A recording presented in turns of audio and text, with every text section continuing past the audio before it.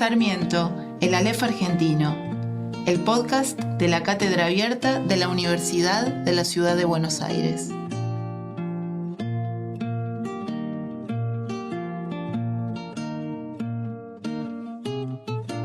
Hoy nos visita Hernán Iglesias Cilia, que es creador y editor, periodista de la revista Seúl, fue funcionario y además escribió un libro súper interesante que se llama American Sarmiento, tras los pasos de un viaje que cambió la historia argentina.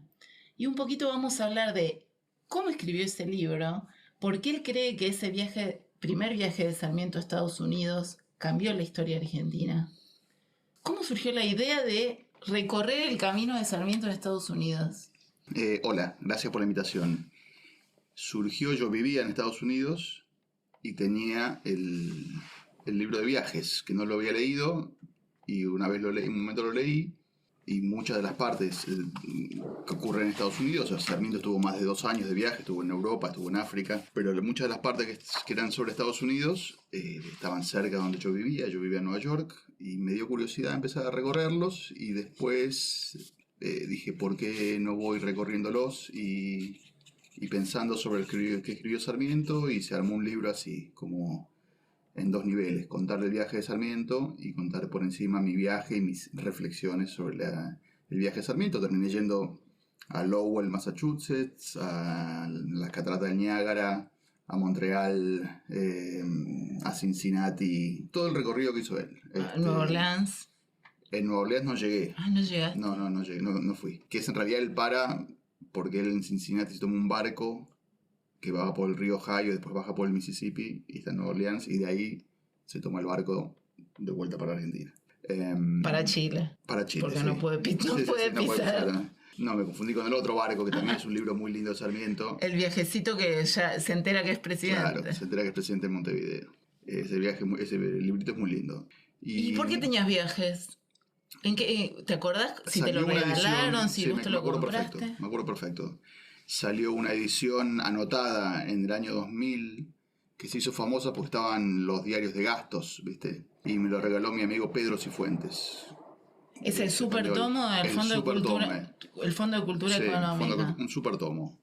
Que no sé por qué viajó de Buenos Aires a Nueva York. O sea, no me llevé muchos libros, pero bueno, ese me lo llevé. Y en un momento, bueno, lo leí. Pero por el libro me lo regaló, me acuerdo, por un cumpleaños, mi amigo Pedro. ¿Y habías leído antes a Sarmiento? Había leído, más de chico, tenía una visión todavía muy escolar de Sarmiento. Había leído a Facundo, sobre todo. Creo que leí Sarmiento después de haber leído a Facundo. Entonces, como dije, esto es espectacular, quiero leer más. Después antes había leído Recuerdos de Provincia o cosas así. ¿Por qué es esa visión escolar? ¿Por qué hay mucho más detrás de la visión escolar? Hay mucho más detrás de la visión escolar. O sea, Sarmiento, como pensador del país, es mucho más que pensador de la educación, que es un poco la visión que más ha quedado, ¿no? Y aparte, cuando vas viendo y lo ves como polemista y como en su vida cotidiana, era un tipo muy interesante, con muchos defectos. O sea, era agresivo, peleador, calentón, ¿no? Brillante también. Cabeza dura. Entonces me pareció que había una persona ahí muy interesante también, ¿no? Muy inseguro también. Cada vez que lo criticaban reaccionaba de una manera salvaje. O sea, no se bancaba una inflamado. Claro, pero por eso son esas personalidades las que se necesitan. Pero realmente, a ver, ya escribir Facundo me parece que sigue siendo un libro que se puede leer perfectamente hoy. Tiene más de 150 años. Bueno, es el libro que marcó de alguna manera la cultura política argentina y la política. Pero te digo, como obra literaria incluso. Sí, claro. O sea, es como una radiografía de la Argentina sensacional. Y escribe bien, ¿no? ¿Viste el uso de las palabras? Pero aparte, a mí lo que me pasa muchas veces con el castellano es que ha cambiado mucho. Vos lees ensayistas en inglés de 1910, 1890 y se entiende, lo llevas. Hay muchos en castellano, en 1910, 1920, que suenan muy antiguo, ¿entendés? O sea, que el estilo quedó muy antiguo, generalmente muy engolado, muy solemne, ¿no? Y en cambio Sarmiento no tiene eso. Sarmiento es increíblemente coloquial, como era también, no sé, Lucio Mansilla, ¿no? Que es otro, para mí, adelantado literariamente a su tiempo. Pero mucho de la época ha envejecido mucho la escritura y Sarmiento se mantiene muy fresco. Eso es impresionante. Eso lo charlábamos con Sabrina Smechet en otro episodio respecto de Sarmiento periodista, que en realidad él no escribía de manera erudita, a pesar de que era una mente erudita, porque tenía mucho conocimiento y hay lecturas infinitas, correctamente. O sea, la biblioteca de Babel estaba en su cabeza, pero que a él le interesaba ser leído. Y ser leído por la mayor cantidad posible de personas, con lo cual eso también era una postura política respecto de que no le importaba una lectura elitista de sus opiniones o de aparte él tenía una relación medio de amor-odio con los expertos. O sea, él había sido rechazado en el Nacional de Buenos Aires y en el Colegio Montserrat de Córdoba, y él siempre tenía una cosa así. No había el sistema de expertos que hay ahora, de las universidades, de las credenciales, etcétera, pero había. Y había también el que había estudiado en la universidad y el que no. Y él siempre se defendía de una manera un poco plebeya del conocimiento adquirido en la calle. Entonces, para él era importante eso. De hecho, de grande, por ejemplo, cuando estaba en Estados Unidos de embajador, estuvo rogando que le den un doctorado honoris causa en todas las universidades. Le dan uno. Y lo consiguió. Que genera una gran burla y crítica en La Nación y en otro... o sea, hay como una pelea y al mismo tiempo una inseguridad de no tener títulos, digamos, ¿no? Pero eso, incluso mirá, cuando él propone la reforma ortográfica, es para hacer más plebeya la ortografía. Para eso, contar un poco de qué es la reforma ortográfica, que le generó una gran pelea con España, aparte. Bueno, ahí había dos expertos en América Latina, el venezolano, chileno Andrés Bello y Sarmiento, proponiendo una ortografía más simple, o sea, sacando las H's, lo que sabemos, ¿no? Sacando la B corta o la B. Y para que fuera más fácil aprender a leer y escribir. No, aparte hay una cuestión social, ahí todavía debería haber, no sé, 70% de analfabetismo en los países de América, para que la gente pudiera aprender a leer y escribir más rápido. Y él muchas veces, la ortografía de Sarmiento es muy inestable. Vos lees sus libros a partir de las décadas y va cambiando como escribe. Si pone acento en imagen, por ejemplo, o no lo pone, o si escribe que con la U o sin la U, o sea... Y no es que él está haciendo las reglas, como que él las cambiaba, le parecía bien a veces una y a veces la otra. Y también tiene ilustraciones, digamos, descripciones de situaciones. Por ejemplo, yo recuerdo del viaje el calor en Río de Janeiro, que vos lo lees y sentís un calor extremo, porque aparte es febrero, en pleno carnaval, y empezás a sudar con Sarmiento, digamos, porque tenés esa sensación de pesadez, de la luminosidad del sol, de cómo lo describe. Es muy, muy florido también esa manera de escribir, así como habla sobre, en España, bueno, su pelea con la cuestión ortográfica, pero sobre todo lo que se encuentra en España, ¿no? Y a España le parece terrible España, le parece el medioevo. Es el medioevo. ¿Y cómo describe la...? Pero le parece una sociedad completamente dominada por la Iglesia Católica, la una cuestión medio feudal. No ve nada positivo en España. ¿Cómo describe?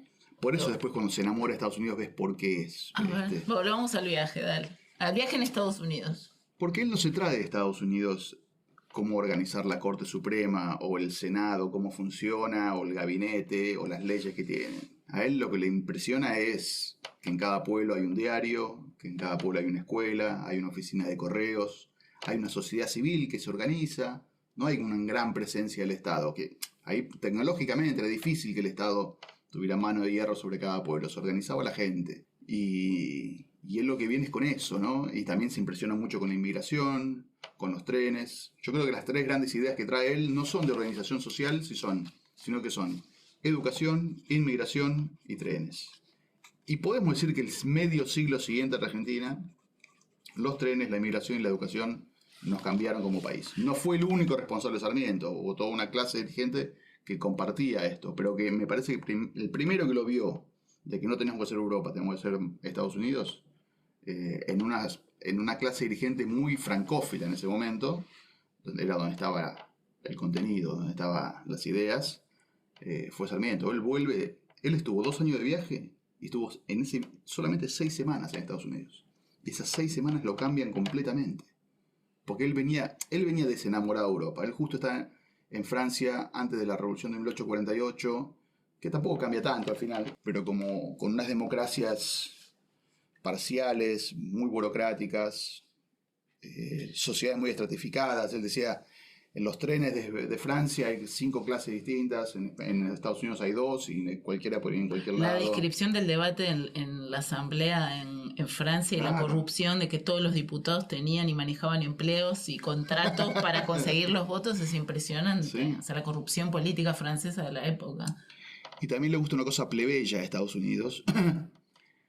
Él ve la gente elegante de Francia y después va a Estados Unidos y en los restaurantes los tipos escupen en el piso, ponen las botas arriba de la mesa, mastican tabaco. En los lobbies de los hoteles. Sí, en los lobbies de los hoteles. Le llama la atención primero la idea del hotel. Claro. O sea, que no es un pensionado. Hay un hotel donde hay generalmente, puede haber parejas, pero hay vendedores, hay personas que están comerciando, recorriendo el país. Pero dice, esos tipos no tienen educación, pero son hechos a sí mismos. O sea, no le deben nada a nadie, hacen su vida.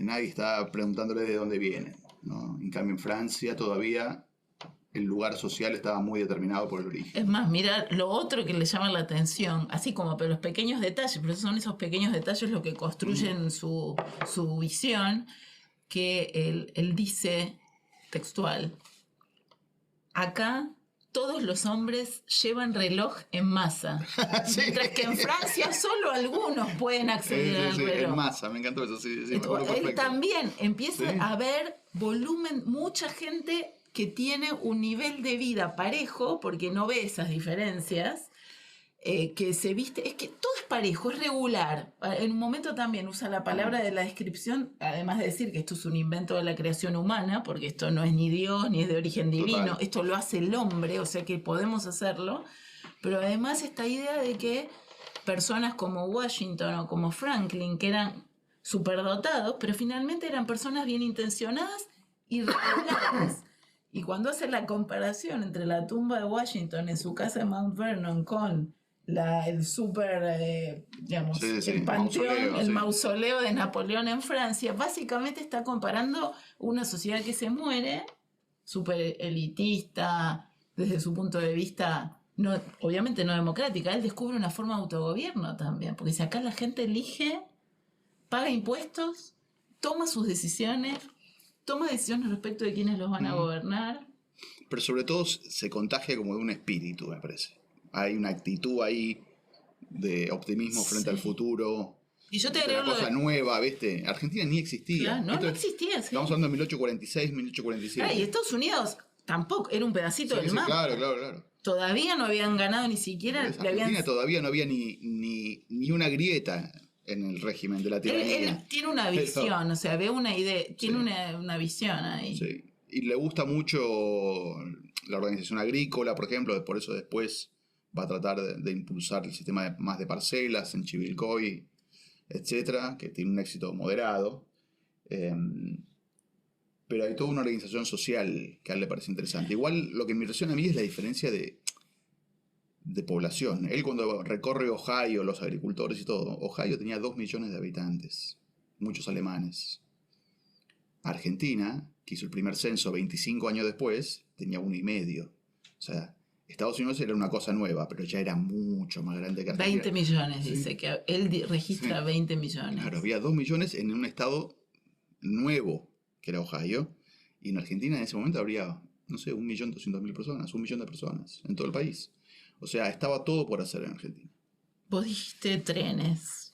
Yo te agrego comunicaciones, porque el correo se vuelve fundamental. Él como el caballo de hierro, que creo que es un galicismo, que en francés le decían eso. Ah, sí. En el de viaje dice el caballo de hierro. Bueno. Los caballos de hierro. Él habla, por ejemplo, el regalo de la providencia respecto de los ríos y los canales en Estados Unidos, pero que nosotros también los tenemos, y cómo aprovechar la locomoción acuática para mover personas y bienes. Claro. Ahí todavía las provincias más pujantes eran las de lo que llaman el litoral, ¿no? Entre ríos y corrientes, básicamente. Que van a dar mucho quilombo después, al final, con Rosas. Y por eso es que tenemos al principio de la Constitución la libre navegación de los ríos, ¿no? Que a veces uno se pregunta, cuando uno ve la Constitución por primera vez que es chico, dice, ¿por qué está la libre navegación de los ríos? Es una obviedad. Bueno, no era una obviedad. No. Y tenía un propósito, que era básicamente fomentar el libre comercio. Porque en ese momento tenías que hacerlo de esa manera. Después hay otro desarrollo que él ve y que como presidente va a tener le va a dar una promoción fundamental, que es el telégrafo. Total. O sea, no se explica las comunicaciones, el desarrollo de las comunicaciones en final del siglo XIX en la Argentina sin lo que vio Sarmiento y lo que después pudo llevar a la práctica o promovió en sus distintos roles, pero fundamentalmente como presidente. Sí. Después en su presidencia, él acelera muchos procesos que ya estaban y después se siguen acelerando después. No es que hay un golpe de timón y después hay un golpe de timón después de Sarmiento. Realmente había alguna idea de país vista desde la distancia, ¿no? Pues después uno lee los diarios de la época de Sarmiento, hay unas grandes polémicas. Mira, el otro día que fui a este evento de los libertarios, habló Federico Sturzenegger, ¿no? Y una cosa graciosa que dijo es que fue a Australia, ¿no? A ver cómo Australia en los 80 pasó de ser una economía cerrada, estancada, a una economía abierta y pujante. Y el que era el ministro de Economía, un tipo que se llama Paul Keating, le dijo, mira, a la distancia parece que las reformas estaban cuidadosamente planificadas y que todo parecía que andaba todo como un relojito. Lo que yo me acuerdo es que todos los días era un quilombo. Todos los días una incertidumbre enorme. Y de a poco se fue acomodando y ahora 30 años después decimos, che, qué bien estos tipos, cómo le hicieron. Pero el durante es un quilombo. O sea que hay que acostumbrarse a eso. Y ahora también que vemos la generación del 80 como todo un proceso de 40 años, toda gente que estaba de acuerdo, haciendo visión de país, estadistas también se peleaban y también había quilombos. Y tensiones, digamos, son propias, hay conflictos. Vos para tomar decisiones, obviamente, cuando, bueno, la última pelea de Sarmiento con Roca, que termina con Sarmiento en un autoexilio nuevo en Paraguay, más allá de sus razones de salud, siempre activo y haciendo cosas, también está bien, hay una tensión, hay una discusión, hay una pelea, y finalmente Sarmiento deja para la historia su posición respecto de cómo debía distribuirse la tierra, que es algo que también ve en Estados Unidos. Sí, Europa era la tierra, la tenía la nobleza, y en Estados Unidos la tenía mucha gente, y el gobierno, de hecho, impulsando la expansión hacia el oeste con programas de tierras, ¿no? Y con extensiones más chicas que la Argentina. Eran situaciones distintas, había mucha más gente, había muchas más ciudades, ¿no? Sarmiento siempre lamentando que hubiera tan pocas ciudades en Argentina. ¿Y por qué? ¿Qué son las ciudades para Sarmiento? ¿Por qué son importantes? Bueno, él, viste, lo que no es desierto es la ciudad. Y la ciudad es donde se ocurre la sociedad, donde puedes tener un diario, donde puedes tener estas comunidades que a él le habían llamado tanto la atención. En Argentina, con la ganadería, antes del alambrado, antes de la agricultura, las extensiones eran gigantes, los campos eran gigantes y no había necesidad de una ciudad que pudiera... no había funciones para esas ciudades.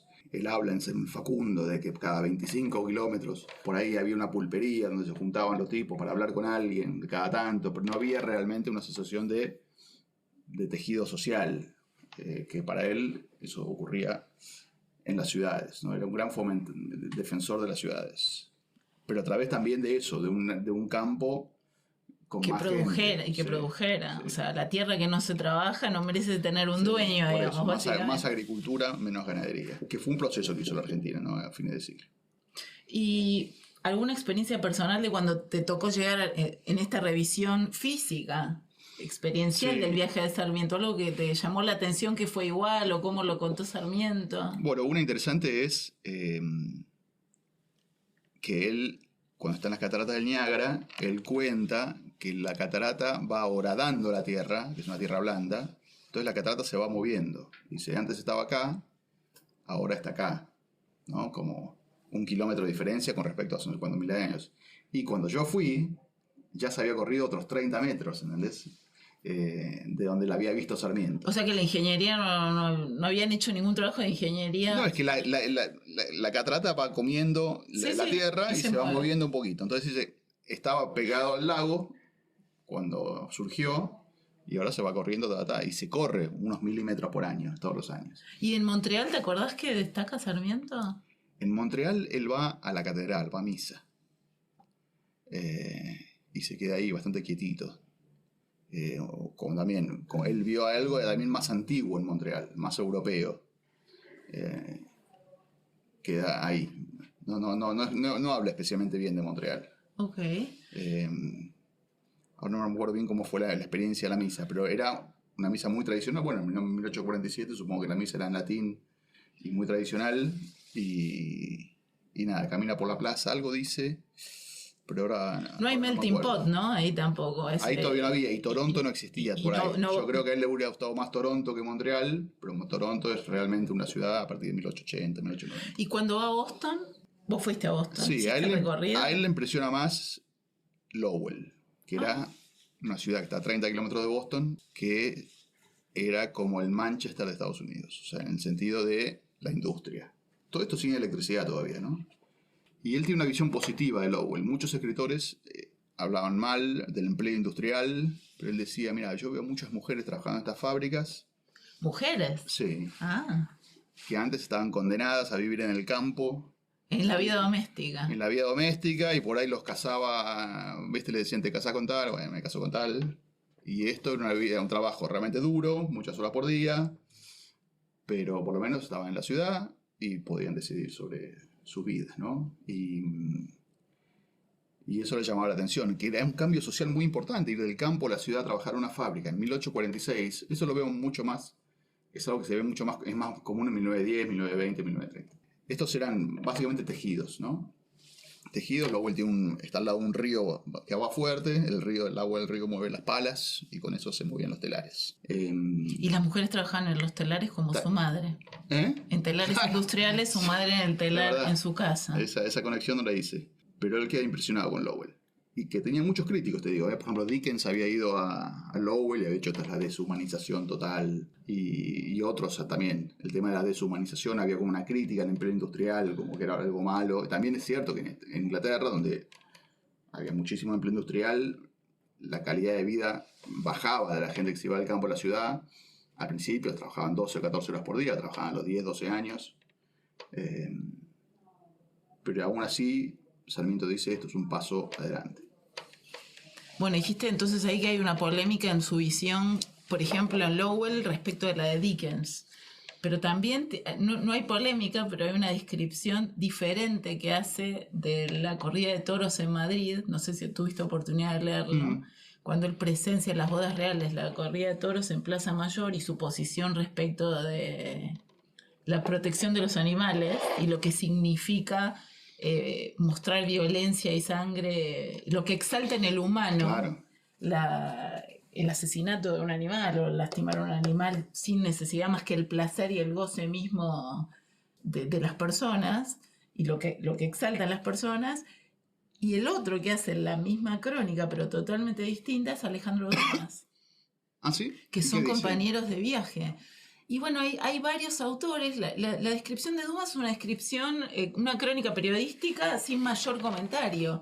Y la crónica, o la carta de Sarmiento, en realidad tiene una posición clara respecto de por qué el hombre se ha ido civilizando a lo largo de la historia y lo va a seguir haciendo porque es la lucha eterna del hombre contra sí mismo de alguna manera para no volverse lobo del hombre, y que la corrida de toros y que el sacrificio del animal para el placer del hombre exaltaba los aspectos más negativos del alma humana.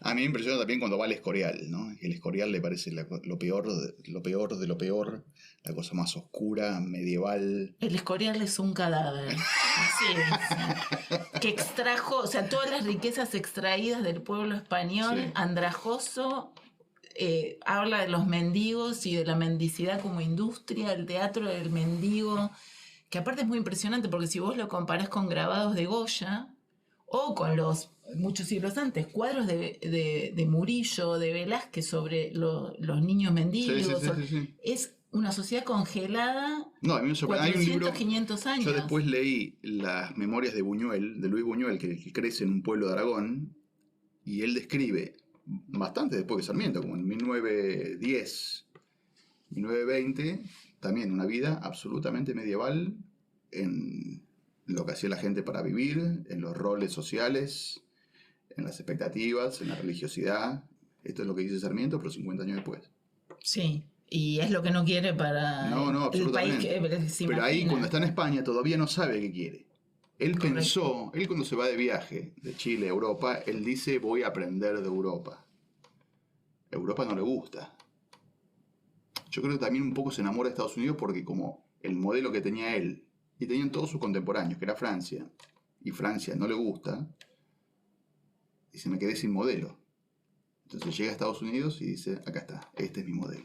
Aparte está toda esa crítica, por ejemplo, de Viñas, ¿viste? Que es el Balzac, que ese es el personaje de Balzac que llega, el provinciano, Sí, que sí, llega sí. a París y que entonces todo le parece maravilloso, pero en realidad cuando vos vas avanzando, es cierto, Sí. en todo el viaje, toda la posición de Sarmiento va cambiando. O sea, si vos tomas la primera carta y la última, son dos personas distintas. Por eso el valor que tiene el prólogo del libro Viajes, porque cuando lo lees, digamos, cronológicamente empezás leyendo el prólogo, bueno, si no tenés mucha idea, mucho no entendés. Sí. Ahora, cuando terminás de leer todo el viaje, que es el viaje completo que él hace en términos de ideas, de posiciones, de experiencias, Total. volvés a leer el prólogo, que habría que ponerlo al final, y decir, ponerle epílogo, pero copiarlo textual, y ahí entendés por qué Estados Unidos lo exalta como una idea nueva.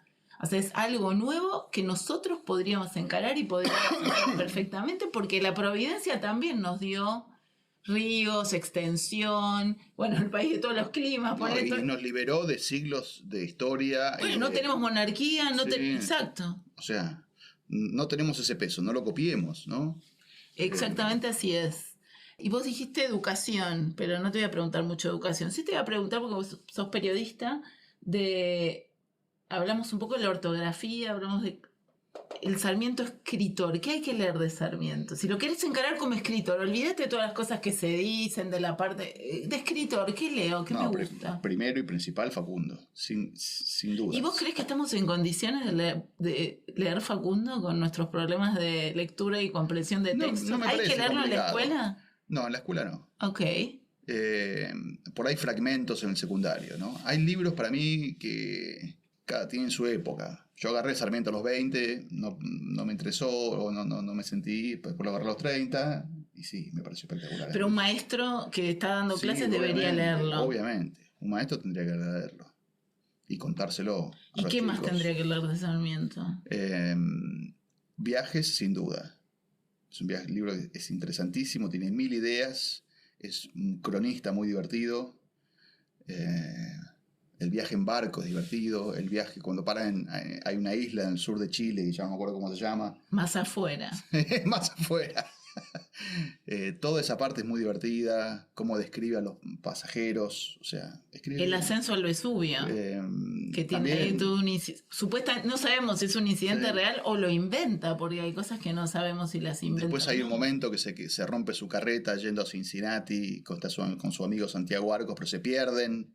Está como medio 2 días a la deriva hasta que los rescatan. Se rompe también su diligencia cuando van desde Civitavecchia hasta Roma y dice que entran caminando por horas detrás de la diligencia, todo embarrado, y llega a las 5 de la mañana, llega a su pensión y que decide que la curiosidad es más fuerte, entonces no va a ir a dormir y sale a recorrer el Foro Romano y el Campidoglio y todo por ahí. O sea, hay mucho de aventura. Sí. Con una sensación de narrador en primera persona que no era muy común. Era algo muy plebeyo eso, ¿entendés? En un mundo que se escribía desde muy arriba, del mundo de las ideas, etc. Él quiere escribir todo. O sea, es un Sarmiento para todos, diríamos, ¿no? Sí, entonces para mí Facundo... viajes. Discurso, yo sé que te gusta Chivilcoy. Bueno, el discurso de Chivilcoy es espectacular. Después hay libros que cuando él se pone más en modo carrera política, los libros se hacen más propagandistas. O sea, yo ahora volví a leer de grande Recuerdos de Provincia y me parece este es un tipo que quiere ser presidente. Y se está armando una historia sobre sí mismo, ¿entendés? Es como que menos honesto. Viajes es él que está exiliado de Argentina y después exiliado de Chile. Él siente que ya no existe, cree que su carrera, tiene 35 años, pero cree que su carrera está completamente terminada. Es libre. Y es totalmente descarnada. Y aparte escribe y no se edita, porque vos te das cuenta que por ahí lo suelta y vuelve a escribir. No, ahora son cartas que él le va mandando a Valentina Alsina a Montevideo. Entonces, después las recopila, ¿no? O sea, son cartas, la manda. Claro, sí, chao. Sigue escribiendo, manda otra. Exacto. Entonces, pero aparte de esa falta de ambición, después los libros más de grande también son como más de un político o de un tipo de un think tank. O sea, literariamente son menos interesantes. A mí me gusta mucho este librito que él escribe su diario, o sea, él es embajador en Estados Unidos del 65 al 68 y vuelve a Argentina en barco. Y va escribiendo sus pensamientos, como paran en Fortaleza, como paran en... Hay un montón de observaciones graciosas con la coronación final de que le dicen, cuando está llegando a Buenos Aires, que ha sido elegido presidente, ¿no? Un viaje del vapor Merrimack. Es un librito, está en el dominio público. Sí, está en el dominio público. Cualquiera lo puede encontrar. Sí. Y son 60 páginas, 70 páginas. Correcto. Así que hay mucho material para el oyente, pero también para los maestros, yo como para escritor, los profesores. Digamos, lo que me gusta como escritor, obviamente hay obra, él tiene libros sobre escuelas y sobre educación, que han sido muy influyentes en Argentina. Como escritor, porque es gracioso, porque él lo mandan 2 años de viaje los chilenos para que escriba un informe sobre la educación.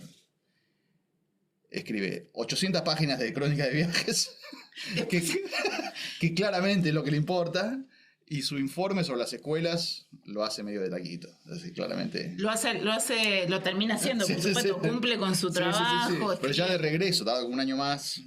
Escribe el informe sobre las escuelas, sobre la educación, escribe el informe de inmigración, también un informe sobre inmigración, y escribe una memoria sobre el cultivo de la seda, donde él define que podría ser una industria a aplicar en Cuyo, y que perfectamente podía darle trabajo a las mujeres. De nuevo, ¿no? Las mujeres asociadas a la hilandería o al telar, digamos, todo vuelve a ese punto.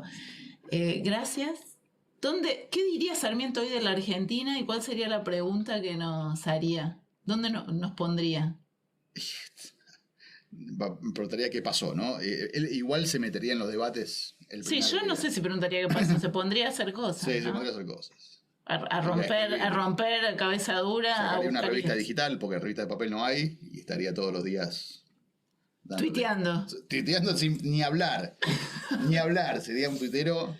Me parece que está bueno sacarlo a Sarmiento e imaginarlo cómo habría combatido, sobre todo, mucha mentira también que se ha dicho, o mitos que se han construido alrededor de su figura y que son falsos. Sí. Él era muy...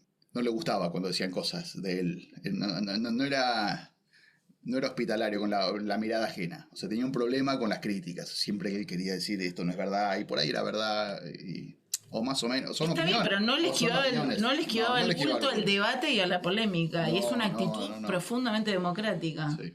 Y democratizadora. O sea, es una lección de vida en ese sentido, ¿no? No esquivar de ninguna manera lo que se diga, sea verdadero o falso.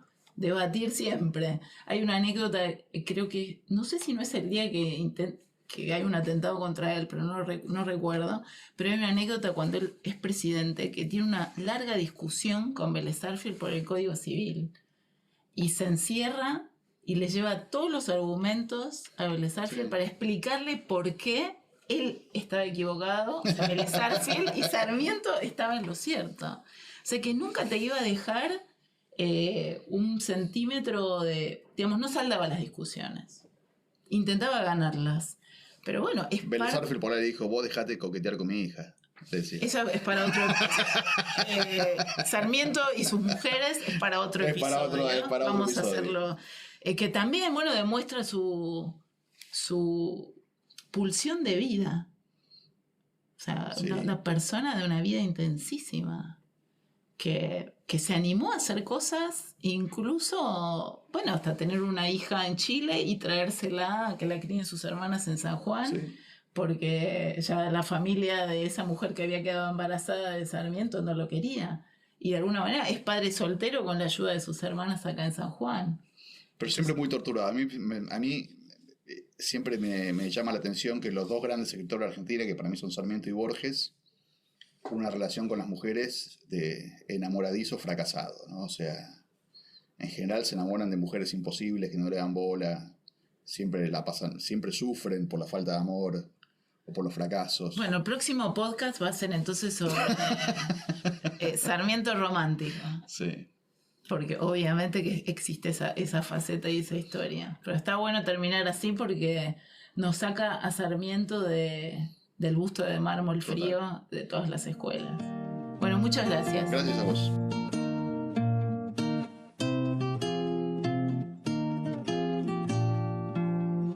Sarmiento, El Aleph Argentino, el podcast de la Cátedra Abierta de la Universidad de la Ciudad de Buenos Aires.